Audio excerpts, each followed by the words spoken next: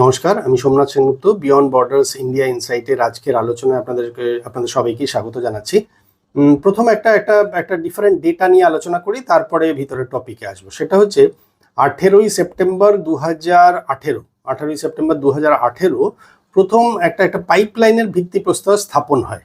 এটা যৌথভাবে স্থাপন হয়। দিদেন বাংলাদেশ সরকারের প্রধান যিনি ছিলেন শেখ হাসিনা, উনি এবং ভারতবর্ষের প্রধানমন্ত্রী শ্রী নরেন্দ্র মোদী মহাশয়, এই দুজনের সম্মতিতে একটা প্রজেক্ট চালু হয়, যে প্রজেক্টটার নাম হচ্ছে ইন্ডিয়া বাংলাদেশ মৈত্রী পাইপলাইন। এটা চালু হয় হচ্ছে 18ই সেপ্টেম্বর 2018-তে, গিয়ে শেষ হয় এটা 2022-এর জুন মাসে গিয়ে এটা শেষ হয়, এবং অফিসিয়ালি এটার ইনগ্রেশন হয় 18ই মার্চ 2023-এ। 18ই মার্চ 2023-এ এটার অফিসিয়াল ইনগ্রেশন হয়, এবং সেই দিন থেকেই ওই পাইপলাইনে তেলের যাতায়াত শুরু হয়। তেল মানে হাই স্পিড ডিজেলের যাতায়াত শুরু হয়। এই পাইপলাইনটার নাম হচ্ছে ইন্ডিয়া বা ভারত বাংলাদেশ মৈত্রী পাইপলাইন। এটা শুরু হয় হচ্ছে আমাদের দিদেন বাংলাদেশের প্রধানমন্ত্রী এবং সেই সরকারের সময়, আওয়ামী লীগের সরকারের সময়, এবং শেখ হাসিনার লিডারশিপের আন্ডারে, এবং ভারতবর্ষের প্রাইম মিনিস্টার শ্রী নরেন্দ্র মোদীর গাইডেন্সে। তো যাই হোক, এই দুটো লিডারশিপের আন্ডারে থেকে এই প্রজেক্টটা চালু হয়। এবার চালু হওয়ার ফলে কি হলো না, চালু হওয়ার ফলে তিনটে ক্ষেপে, মানে প্রথম আসে হচ্ছে এর প্রথম 3 বছর পার ইয়ার 2 লাখ মেট্রিক টন করে হাই স্পিড ডিজেল যাবে। প্রথম 3 বছর 2 লাখ মেট্রিক টন করে। তার পরের বছর আবার যাবে হচ্ছে 3 লাখ মেট্রিক টন করে। এটা টোটাল পাইপলাইনের প্রজেক্টটা হচ্ছে 15 বছরের। আপাতত এগ্রিমেন্ট যেটা আছে দ্যাট ইজ ফর 15 ইয়ার্স। 2023 থেকে যে চালু হয়েছে 15 বছরের জন্য। তার মধ্যে প্রথম 3 বছর বছরে 2 লাখ মেট্রিক টন করে তেল যাবে বাংলাদেশে ভারত থেকে। তারপরের 3 বছর যাবে হচ্ছে 3 লাখ মেট্রিক টন করে। তার মানে 3 3 6 হলো। এরপরের 4 বছর যাবে হচ্ছে 5 লাখ মেট্রিক টন করে। তার মানে 6 আর 4 হলো গিয়ে 10 বছর চলে গেল। তারপরের যে 5 বছর আছে, সেই 5 বছরে পার ইয়ার 1 মিলিয়ন মেট্রিক টন করে হাই স্পিড ডিজেল যাবে। 1 মিলিয়ন মানে 10 লাখ লিটার করে, 10 লাখ মেট্রিক টন করে যাবে। তার মানে প্রথম 3 বছর হচ্ছে 2 লাখ মেট্রিক টন করে, পরের 3 বছর 3 লাখ মেট্রিক টন করে, তারপরের 4 বছর পার ইয়ার 5 লাখ মেট্রিক টন করে, আর তারপরের যে 5 বছর থাকবে, তার মানে 3 3 6 আর 4 10 হলো, আর বাকি রইল 5 বছর। সেই 5 বছরে পার ইয়ার 1 মিলিয়ন মানে 10 লাখ মেট্রিক টন করে হাই স্পিড ডিজেল বাংলাদেশে যাবে। এবার এটা নিয়ে কেন আলোচনা করলাম, অনুরোধ করব যদি ভালো লাগে বা পছন্দ হয় পুরোটা থাকবেন, তাহলে জিনিসটা প্রাসঙ্গিকতাটা বুঝতে পারবেন। 2-3 মিনিটের জন্য যদি ভিডিওতে ঢোকেন, তাহলে আমি বলবো তার চাইতে বরঞ্চ এক্সিট করে যাওয়াটা ভালো, এই কারণের জন্য, কারণ কি প্রাসঙ্গিকতাটা খুঁজে পাবেন না। তো যে বা যারা দেখছেন তাদেরকে হাত জোর করে রিকোয়েস্ট করছি, পুরোটা শেষ পর্যন্ত শুনুন, ভালো লাগবে। কারণ কি আমি সবার মতো না ওই শুধুমাত্র অ্যানালিসিসটা করি না, আমি ডেটা সহকারে কথাবার্তা বলি, এবং আমি নলেজটা রাখি বলেই দেখবেন আমি অত দেখে বা অত ওরমভাবে কথা বলি না। আমি নিজের থেকে, আমার যেহেতু নলেজটা আছে, কাজে আমি সেই অনুযায়ী কথাবার্তা বলতে শুরু করি। তো যার ফলে রিকোয়েস্ট করব পুরোটা দেখবেন, তাতে জিনিসটা এনজয় করবেন, আলোচনাটা শুনতে ভালো লাগবে। যাই হোক, এবার মেইন আলোচনায় আসি। সেটা যে ইন্ডিয়া বাংলাদেশ বা ভারত বাংলাদেশ মৈত্রী পাইপলাইন তৈরি করতে খরচা হয়েছিল $377 মিলিয়ন। 377 বা $378 মিলিয়ন। 377 পয়েন্ট সামথিং, আপনি 377ও ধরতে পারেন, 378ও ধরতে পারেন। তো $377 মিলিয়ন মধ্যে ভারতবর্ষ, এবার এই পাইপলাইনটা কত না, এই পাইপলাইনটা হচ্ছে 131.5 কিলোমিটার। 131.5 কিলোমিটার দীর্ঘ এই ভারত বাংলাদেশ মৈত্রী পাইপলাইন। এর মধ্যে ভারতবর্ষের ভাগে বা ভারতবর্ষের জমিতে আছে মাত্র 5 কিলোমিটার। 131.5 কিলোমিটার দীর্ঘ এই ভারত বাংলাদেশ মৈত্রী পাইপলাইনের ভারতের ভাগে আছে অনলি 5 কিলোমিটার, আর 126.5 কিলোমিটার কিন্তু বাংলাদেশের ভাগে। এই $377 মিলিয়নের মধ্যে $285 মিলিয়ন ভারত বাংলাদেশকে এইড বা অনুদান দিয়েছে। আবারও জিনিসটা বলছি, $377 মিলিয়ন খরচা হয়েছে ভারত বাংলাদেশ মৈত্রী পাইপলাইন বানাতে 131.5 কিলোমিটার, যার মধ্যে ভারতের ভূমিখণ্ডে হচ্ছে মাত্র 5 কিলোমিটার, আর 126.5 কিলোমিটার হচ্ছে বাংলাদেশের ভূমিখণ্ডে। এই টোটাল 131.5 কিলোমিটার পাইপলাইন বানাতে $377 মিলিয়ন মধ্যে ভারতবর্ষই খরচা করেছে $285 মিলিয়ন। সে হোক, আমাদের দেশের 5 কিলোমিটার মাত্র পড়েছে, কিন্তু তা সত্ত্বেও আমি বেসিক্যালি, তার মানে ওদের দেশেও, মানে বাংলাদেশেরও পার্টের মেইন খরচাটা আমিই তুলেছি। 377 মিলিয়নের মধ্যে আমি 285 মিলিয়নই আমি দিয়ে দিয়েছি, মানে সিংহভাগটাই 75-80% আমিই দিয়ে দিয়েছি। যাই হোক না কেন, বাদ বাকি টাকাটা বাংলাদেশ দিয়েছে। এই যে $285 মিলিয়ন, এইটা কিন্তু ভারতবর্ষ কোনো ঋণ দেয়নি বা কোনো সুদ দেয়নি। আবারও বলছি, $285 মিলিয়ন যে দিয়েছে, এটা অনুদান বা এইড হিসেবে দিয়েছে। তার মানে আমি কোনো ঋণ দিলাম না, আমি কোনো আপনার কাছ থেকে সুদ নিলাম না, আমি আপনার কোনো একটা ক্রাইসিসে আমি আপনার সহযোদ্ধা হিসেবে এসে দাঁড়ালাম এবং আমি আমার থেকে আমার সামর্থ্য অনুযায়ী একটা কন্ট্রিবিউশন রাখলাম। এইটা হচ্ছে ভারতবর্ষের অ্যাক্টিভিটি বা ভারতবর্ষের রোলটা ছিল, বা ভারতবর্ষের এটা ছিল কন্ট্রিবিউশন। এবার আপনারা জিজ্ঞেস করবেন এটা কেন বললেন। এইটা এই কারণের জন্য বললাম যে এতদিন পর্যন্ত বা এখনো পর্যন্ত ভারতবর্ষের জিওপলিটিক্সে বা ভারতবর্ষের কূটনীতিতে ভারতবর্ষ নেইবারহুড ফার্স্ট এই পলিসিটাই এতদিন পর্যন্ত চালিয়ে এসছে, এখনও চালিয়ে আসছে। যদিও আমার পার্সোনালি মনে হয় আর এই পলিসিটা চালানোর প্রয়োজনীয়তা নেই, কারণ যে বা যাদের জন্য চালাই বা যাদেরকে এইভাবে নিজের স্বার্থ না দেখে, নিজের কোনো জিনিস না দেখে যাদের জন্য করি, আলটিমেটলি তারাই আমাদেরকে বদনাম দেয় বা তারাই আমাদেরকে চিৎকার করে বা তারাই চারটে গালমন্দ করে। এইবার বোঝা গেল আশা করলাম জিনিসটা। আচ্ছা, এইবারে প্রাসঙ্গিক কি না, প্রাসঙ্গিক হচ্ছে এই দুদিন আগে দেখবেন একটা নিউজ এসছে, এই 18 তারিখে ইন্ডিয়া আবার 5,000 metric ton high speed diesel বাংলাদেশকে দিয়েছে। এই পাইপলাইনটা হচ্ছে আসামের নুমালিগড় রিফাইনারি, অর্থাৎ নুমালিগড় থেকে নিয়ে বাংলাদেশের দিনাজপুর জেলার পার্বতীপুর পর্যন্ত যে জায়গাটা আছে, সেই দীর্ঘ জায়গার 131 কিলোমিটার জুড়ে এইটা রয়েছে। তার মানে ভারতবর্ষের নুমালিগড় রিফাইনারি থেকে এই তেলটা পাঠানো হয়েছে, এই 5,000 মেট্রিক টন তেল এই 18 তারিখে পাঠানো হয়েছে। আজকে 20 তারিখে এই ভিডিওটা করছি। এই 18 তারিখে 5,000 মেট্রিক টন একটা হাই স্পিড ডিজেল আবার বাংলাদেশকে পাঠানো হলো। শুনতে আমাদের অনেকেরই গায়ে লাগে, কারণ কি আলটিমেটলি ওখানে হিন্দুরা সংখ্যালঘু এবং হিন্দুরাই অত্যাচারিত হচ্ছে। শুধু হিন্দুরা নয়, বৌদ্ধ বা যারা আছেন সংখ্যালঘু তারা সবাই অত্যাচারিত হচ্ছেন। আমাদের এখনো চৈতন্য শ্রীকৃষ্ণ দাসকে কি বলে এই 2 দিন না 3 দিন আগে দেখলাম যে ওনাকে জামিন দেওয়া হয়েছে। এতদিন পর্যন্ত ওনাকে কিন্তু কেউ পুছেও দেখেনি বা এখনো পর্যন্ত ওনার এগেনস্ট অনেকগুলো কেস দেওয়া হয়েছে। ইভেন আজকের দিনে যে বা যারা হাসিনা সরকারকে গালমন্দ করে তাকে সেই গভর্নমেন্টকে এবং হাসিনা সরকারকে সাপসাপান্ত করে যারা পেট চালাচ্ছেন বা যারা টিকে আছেন, তারাও কিন্তু এই পাইপলাইনের তেল দ্বারা তারাও অনুপ্রাণিত, তারাও উপকৃত। এবং আজকের দিনে যে তেল বাংলাদেশের কাছে আছে, প্রথম কথা তেলই নেই, যাই হোক যেটুকু যা তেল আছে সেটুকু বাংলাদেশের লোকজন বা বাংলাদেশের মিডিয়া অনুযায়ী যদি দেখি বা বুঝি বা সেই কথাটাকে যদি সত্যি বলে মানি মিডিয়ার কথা অনুযায়ী, তাহলে বর্তমান সরকারের পৃষ্ঠপোষকতায় কিছু পার্টিকুলার গ্রুপের কাছে সেই তেলটা রয়েছে এবং সেই তেলের কালোবাজারির ফলে একটা গোষ্ঠী বকলমে কিছু লিডারশিপের লোকজন নাকি পয়সা পাচ্ছে বা পয়সা কামাচ্ছে। এইটা হচ্ছে অবস্থা আজকের দিনে বাংলাদেশে। আমার একটি ভিডিওতে আমি যখন এই মার্চ মাসে একটা এই তেল পাঠানো হয় বলে একটা শর্ট পাঠিয়েছিলাম, একটা শর্ট বানিয়েছিলাম যে বাংলাদেশকে 5,000 metric ton high speed diesel দেওয়া হলো। বাংলাদেশের এক ভাই আমাকে সকাল সকাল গালমন্দ করলেন যে পাঠালেন কি ফ্রিতে। একদম ঠিক কথা দাদা, আপনাকে আমি খুব শ্রদ্ধা ভালোবাসা রেখেই বলছি, ফ্রিতে কিচ্ছু আসে না, বোধহয় বাবা মার ভালোবাসা ছাড়া। আবারও বলছি, বাবা মার ভালোবাসা ছাড়া বোধহয় কোনো কিছুই ফ্রিতে আসে না। একমাত্র মা বাপ ভালোবাসা যেটা দেয় সন্তানের প্রতি, সামান্য কিছু নিজের জন্য হয়তো রাখেন, সেটা হচ্ছে ভবিষ্যতে একটু দেখবে কিনা বা অন্তত তাদের সান্নিধ্যটা পাবো কিনা সন্তানের। এছাড়া আর বাবা মার যে ভালোবাসা, স্নেহ, আশীর্বাদ, এইটা বোধহয় প্রাইসলেস। এটা বাবা মার এর জন্য কোনো দাম নেন না। এটা হচ্ছে আমরা দেখে এসছি, আমরা এই প্রজন্মের যারা তারা সেটাই জেনে এসছি বা বুঝে এসছি।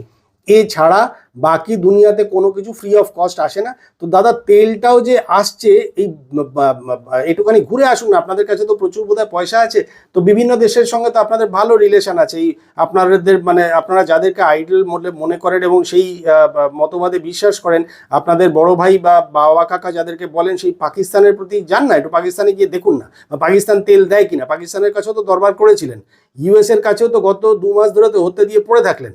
আলটিমেটলি কি কেউ তেল দিল? উল্টে রাশিয়ার থেকে তেল কেনাটাও বারণ করে দিল এবং ক্যাটাগরিক্যালি মুখের ওপর বলে দিল যে রাশিয়ার থেকে যদি তেল কেনেন তাহলে স্যাংশন পড়ে যাবেন।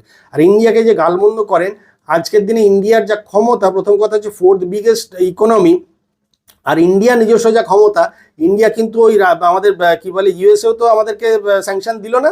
আলটিমেটলি আমাদেরকে স্যাংশন দিয়ে আটকাতে পারছে বা পারলো? এই গত মাসে দেখবেন 1 মাসের জন্য ওয়েভ অফ করেছিল, আবার দেখবেন এই 18 তারিখেই আবার ইউএস এর গভর্নমেন্টের ট্রেজারি থেকে ডিক্লেয়ার করলো আবার ওই কি বলে ওয়েভারটাকে, স্যাংশনের এগেনস্টে যে ওয়েভার, সেটাকে আবার 30 দিনের জন্য এক্সটেনশন করানো হলো, 16ই মে পর্যন্ত এক্সটেনশন করানো আছে। মাথায় রাখবেন, ইন্ডিয়া কিন্তু একটা জায়গা পর্যন্ত দেয়, মানে একটা জায়গা পর্যন্ত আপনাকে এগোতে দেয়, তারপরে মাথায় উঠে নাচানোর মতন জায়গায় দেয় না, সেটা ইউএসএ যত বড়ই শক্তি হোক না কেন। আজকের দিনে দাঁড়িয়ে ইউএসএ পয়সা কড়ির দিক থেকে বা সামরিক অস্ত্রের ভারে না বিশ্বের 1 নম্বর দেশ হওয়া সত্ত্বেও কিন্তু ইন্ডিয়া তার কোনো গোলামি করেনি গো দাদা। ইন্ডিয়া কিন্তু এখনো ওই ইউএস এর সঙ্গে কোনো অ্যাজ কোনো ট্রেড এগ্রিমেন্ট বা কোনো রকম এতে শৈশাবোধ হয়নি। ইন্ডিয়া মানে ওই স্যাংশনস নিয়েই কিন্তু লড়ে যাচ্ছে। ট্রাম্প সাহেব তো 50%-এর স্যাংশন দিয়েছিলেন, কি ঠেকেছে? অসুবিধা হয়েছে আমাদের, অসুবিধা অবশ্যই হয়েছে, বা অসুবিধা হয়েছে, কিছু লোকসান হয়েছে, বেশ কিছু বিলিয়ন ডলারের ক্ষতি হয়েছে, কিন্তু ক্ষতি স্বীকার করেও দাঁড়িয়ে আছি, বা ইন্ডিয়ার ইকোনমিকে ডিনাই করে ইউএসএও এগিয়ে যেতে পারবেন, এটা জেনে রাখবেন। ইন্ডিয়া আজকের দিনে যা শক্তি হয়ে গেছে, বা যা ফিনান্সিয়ালি তার যা ক্ষমতা আছে, আজকের দিনে সামরিক অস্ত্রশস্ত্রও যদি দেখি তাহলে সেই অনুযায়ী 3য় বা 4র্থ নম্বরে আছে। আজকের দিনে যদি সেই হিসেবে দেখি তাহলে সামরিক অস্ত্রের ভারে ইউএসএ, চায়না, রাশিয়ার পরে 4th সবচেয়ে পাওয়ারফুল আজকের দিনে আর্মি হচ্ছে ইন্ডিয়ার। আজকের যদি ইকোনমি দেখেন তাহলে ইউএসএ, সেকেন্ড হচ্ছে চায়না, থার্ড হচ্ছে জার্মানি, পরের 4th আমরা $1.8 ট্রিলিয়ন আমরা ইকোনমি, এবং by 2030 and I am quite sure যে 2030-এর আগেই আমরা জার্মানিকে ওভারশুট করে আমরা 3rd লার্জেস্ট বা 3rd বিগেস্ট ইকোনমি হয়ে যাচ্ছি। জার্মানি আমাদের পরে চলে যাবে। যাই হোক, এবারে কথা আসি সেটা হচ্ছে এই যে ভারত বাংলাদেশ মৈত্রী পাইপলাইন, এই দিয়ে বাংলাদেশের সঙ্গে আমাদের এগ্রিমেন্ট আছে 1,80,000, মানে হাসিনা সরকারের, বাংলাদেশের নয়, হাসিনা সরকারই অনেক বিচক্ষণ ছিলেন, যার ফলে উনি এগুলো বুঝেছিলেন, এবং এনার্জির অ্যাসিওরেন্স, এনার্জির যে রিকোয়ারমেন্ট আছে বাংলাদেশ, সেটার অ্যাসিওরেন্সের জন্য উনি এটা বুঝেছিলেন যে ইন্ডিয়ার থেকে আমাকে কোথাও না কোথাও কিছু না কিছু এই রাস্তাটাকে বানিয়ে রাখতে হবে, যার ফলে উনি কিন্তু একটা এগ্রিমেন্ট করেছিলেন যে বছরে 1,80,000 মেট্রিক টন করে হাই স্পিড ডিজেল ইন্ডিয়া থেকে দেওয়া হবে, বা ইন্ডিয়ার থেকে বাংলাদেশ পাবে। তো যাই হোক, সেটা হচ্ছে হাসিনা সরকারের আমলে। কিন্তু হাসিনা সরকার যখন চলে গেলেন, আপনারা হাসিনাকে এত কিছু গালবন্ধ করলেন, তাহলে তার এগ্রিমেন্ট নিয়ে এখন পড়ে আছেন কেন, বা এগ্রিমেন্ট নিয়ে এত কোনো চিন্তা ভাবনা করছেন? এগ্রিমেন্টটা ক্যান্সেল করে দিন, দরকার নেই এই তেলের। আপনাদের ক্যাপাসিটিতে বাঁচুন না, অসুবিধার কি আছে? আমাদের গলায় বস্ত্র দিয়ে আপনাদেরকে বাঁচানোর তো কোনো দরকার নেই। যাই হোক, এইবারে মার্চ মাসে যদি খেয়াল করেন তাহলে মার্চ মাসে টোটাল ভারত বাংলাদেশ মৈত্রী পাইপলাইন দিয়ে 22,000 মেট্রিক টন, আবারও বলছি 22,000 metric ton high speed diesel পাঠানো হয়েছে। এপ্রিল মাসে 11 থেকে 14 তারিখের মধ্যে 8,000 মেট্রিক টন তেল গেছে। তারপরে আবার 16-17 তারিখের দিকে ফের 5,000 মেট্রিক টন মতন তেল গেছে। 17-18 তারিখের দিকে আবার 18 তারিখে স্পেসিফিক্যালি, কারণ কি এই যে 5,000 মেট্রিক টন যে তেল পাঠানো হয়, এটা তো একবারে যেতে পারে না, অনেকটা হিউজ তেল। এই 5,000 মেট্রিক টন তেল পাঠাতে কম বেশি ধরুন 45 থেকে 50 ঘন্টা মতন সময় লাগে। তো তার মানে কম বেশি প্রায় 2 দিনের মতন সময় লাগে। মানে আজকে যে পেট্রোলটা চালানো হলো পাইপলাইনে, সেটা 1.5 থেকে 2 দিন অন্তত সময় লেগে যায়, বা কম বেশি 2 দিনের একটু বেশি লাগে। সেটা হচ্ছে পাইপের মানে ফোর্স কতটা থাকে, বা কিভাবে যাচ্ছে, বা তার তো ডেন্সিটি কোন সময়ে পাঠানো হয়, কারণ অয়েলের ডেন্সিটিও তো টাইমিং অনুযায়ী, মানে সূর্যের আলোয় একরকম থাকে, ঠান্ডাতে আর একরকম থাকে। তো এই সমস্ত পারমুটেশন কম্বিনেশন থাকে, সেই সব অনুযায়ী পাঠানো হয়। তাতে দেখা গেছে 45 থেকে 50 ঘন্টার মতন সময় লাগে। তো যাই হোক না কেন, এই 18 তারিখে আরেকটা 5,000, 17-18 তারিখে আরেকটা 5,000 মেট্রিক টন তেল পাঠানো হয়েছে। তার মানে প্রথম ক্ষেপে মার্চে পাঠানো হয়েছে 22,000 মেট্রিক টন, এপ্রিলে এখনো পর্যন্ত 8-5-13 আর 5-18,000 মেট্রিক টন অলরেডি পাঠিয়ে দেওয়া হয়েছে। বাংলাদেশ রিকোয়েস্ট করেছে যে খলিলুর রহমান সাহেব, এই যে আমাদের ভারতবর্ষে যে 7-8-9 3 দিনের যে মিটিং করে গেলেন, তাতে উনি রিকোয়েস্ট স্পেসিফিক্যালি করে গেছেন তেল দেওয়ার জন্য, এবং সেটাও 30 থেকে 40,000 মেট্রিক টন হচ্ছে এপ্রিল মাসের জন্য। আমি আবার ডেটাটা আপনাদেরকে শেয়ার করছি। খলিলুর রহমান সাহেব এই এপ্রিল মাসের জন্য রিকোয়েস্ট করে গেছেন। এই 7-8-9 তারিখে 3 দিনের যে মিটিং হয়েছে আমাদের জয়শঙ্কর সাহেব এবং আমাদের অজিত ডোভাল সাহেবের সঙ্গে, এবং আমাদের ভারতবর্ষের যে সমস্ত আমলা বা অন্যান্য মন্ত্রীদের সঙ্গে যে মিটিং হয়েছে সাউথ ব্লকে, সেইখানে উনি ক্যাটেগরিক্যালি রিকোয়েস্ট করেছেন যে প্রত্যেক মাসে যদি আপনি ভাগ করেন তাহলে 1,80,000 মেট্রিক টন, মানে প্রত্যেক মাসে আপনার 25,000 মেট্রিক টন করে যদি আসে তাহলে আপনার 1,80,000 মেট্রিক টন হয়। এপ্রিল মাসের জন্য উনি রিকোয়েস্ট করেছেন যে এই মাসের জন্য আপনি 40,000 মেট্রিক টন পাঠান। তার মানে অলরেডি আমরা 8-5-13 আর 5 এই মাসে অলরেডি 18,000 মেট্রিক টন পাঠিয়ে দিয়েছি। তার মানে আর 7,000 মেট্রিক টন আর কিছুদিনের মধ্যে পাঠিয়ে দিলে হয়ে যায়, 25,000 হয়ে যায়।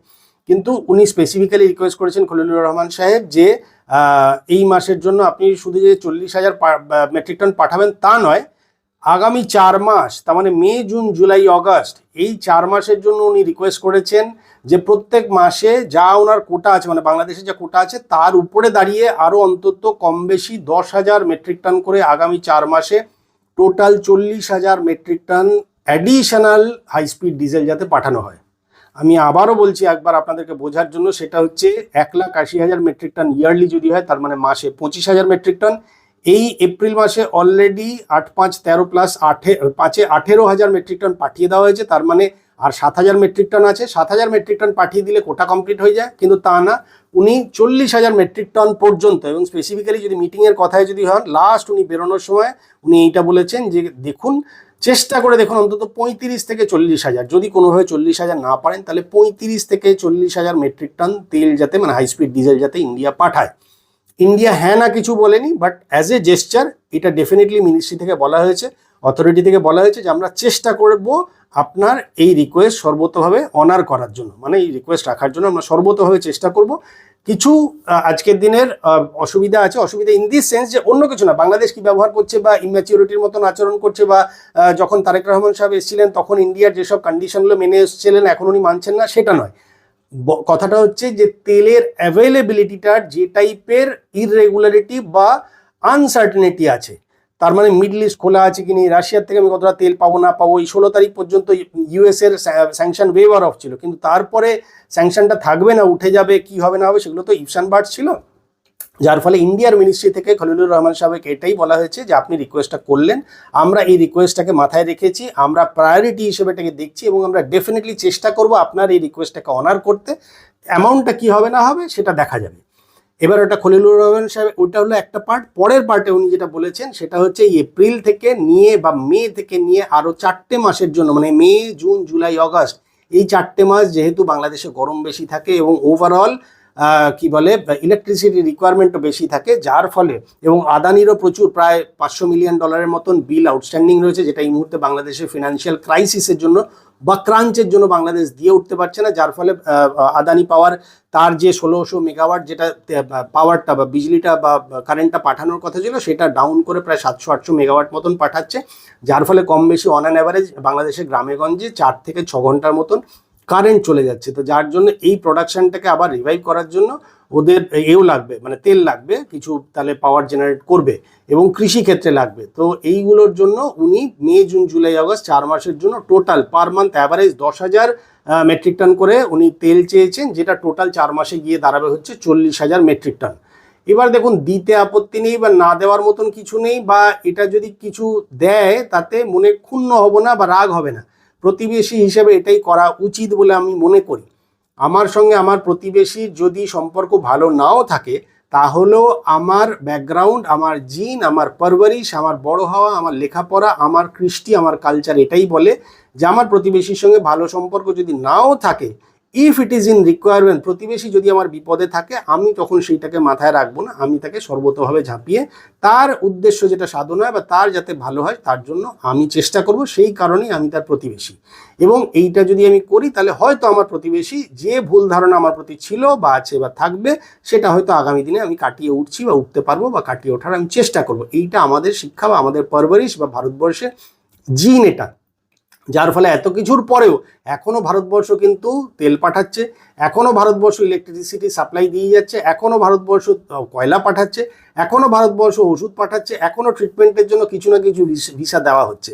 আর তারপরেও বাংলাদেশের কিছু মুষ্টিমেয়, বাংলাদেশে সবাই নন, বাট বাংলাদেশের একটা মস্ত বড় যেটা ভুল কাজ করছেন বাংলাদেশের মানুষজন, সেটা হচ্ছে এই যে সোকল্ড রেবেল বা সোকল্ড এই যে জেনজি বা সোকল্ড এই যে বিদ্রোহী এবং সোকল্ড এই যে মুষ্টিমেয় কিছু লোক যারা হাসিনা সরকারের এগেনস্টে এবং হাসিনা সরকার সব খারাপ করেছে, এইটা যারা ধ্যান ধারণা নিয়ে রয়েছেন এবং যাদের কাছে মনে হচ্ছে ভারতবর্ষ দাদাগিরি করে, ভারতবর্ষ নাকি বাংলাদেশকে শোষণ করে, আপনাদের কাছে কি আছে আমি জানি না যা দিয়ে আমরা শোষণ করবো, আর আমাদের কাছে কি এমন নেই যার ফলে আপনাদের কাছে আছে বলে আমরা মনে হবে যে আমরা আপনাদের শোষণ করলে আমাদের বেনিফিট আছে, ধারে ভারে কোথাওই আসেন না।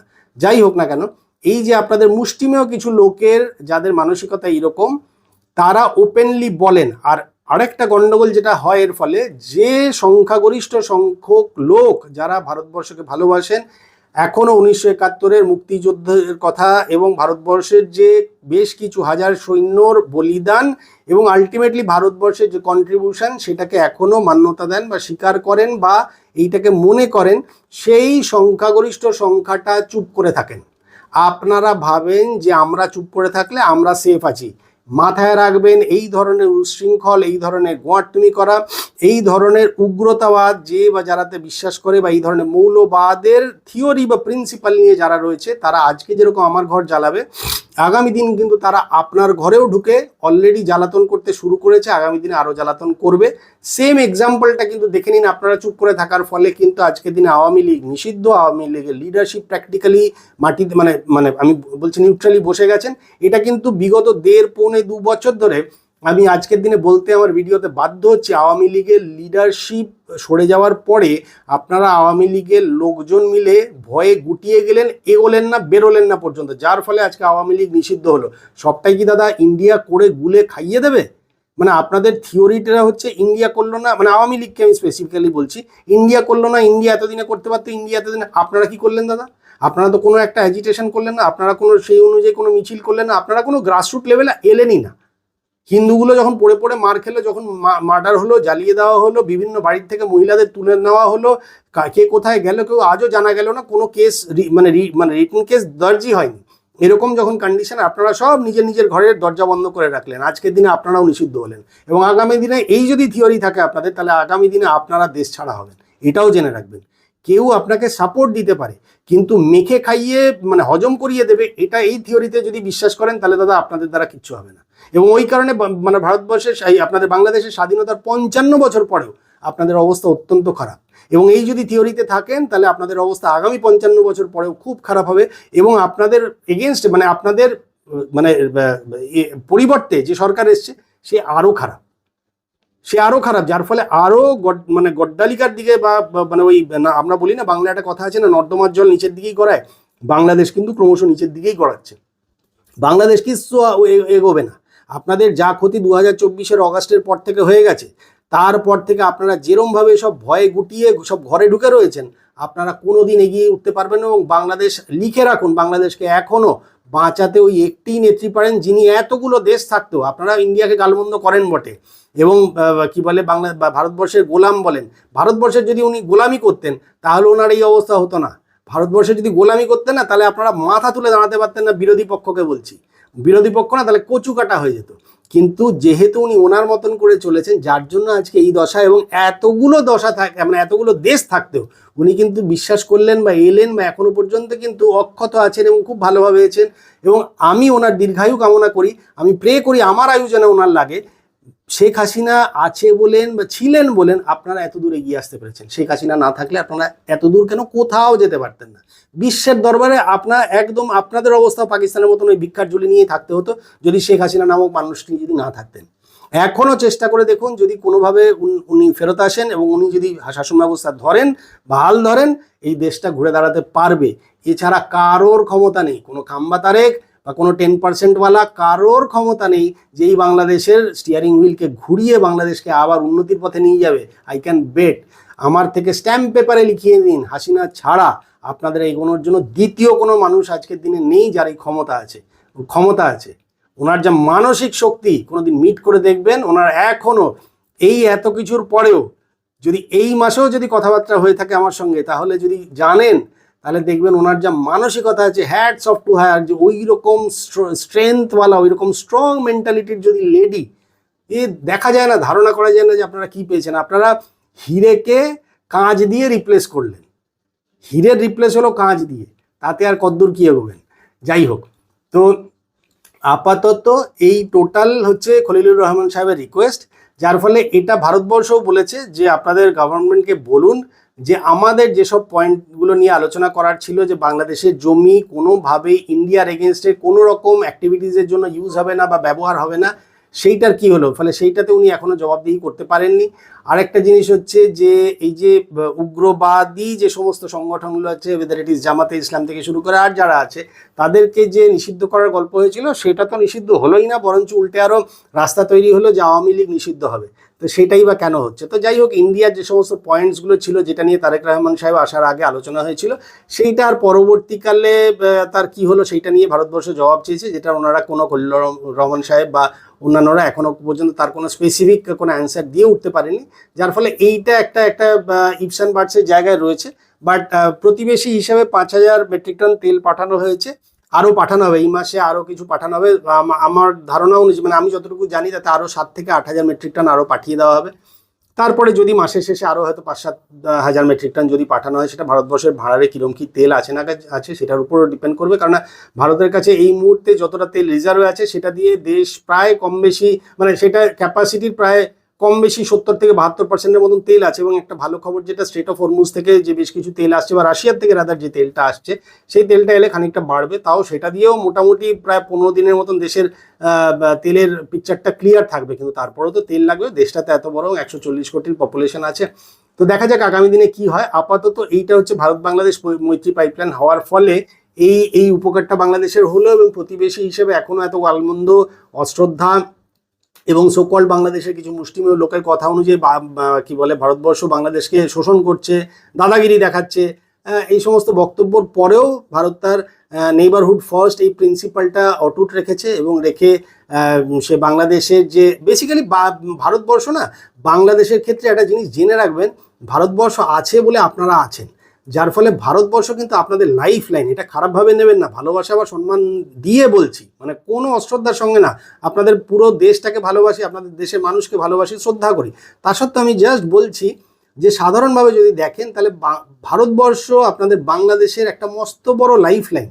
এই লাইফ লাইনটা যে কী লাইফ লাইন আপনারা বুঝতে পারছেন না। যদি কোনো দিন এরকম হয় যে লাইফ লাইনটা কমপ্লিটলি কাট অফ করে দেয় আপনাদের সঙ্গে সমস্ত সম্পর্ক, তাহলে আপনারা সেদিন বুঝতে পারবেন যে এই সোকল পাকিস্তান বা চায়না, যাদের উপর ভরসায় আপনারা ভাবছেন না যে আপনাদের খুব ভালো হবে বা এরা হিতাকাঙ্ক্ষী বা হিতৈষী, সেদিন বুঝতে পারবেন যে আপনার আন্ডারগার্মেন্টসটা পর্যন্ত এরা খুলে নেওয়ার জন্য কিরকম মুখিয়ে থাকে।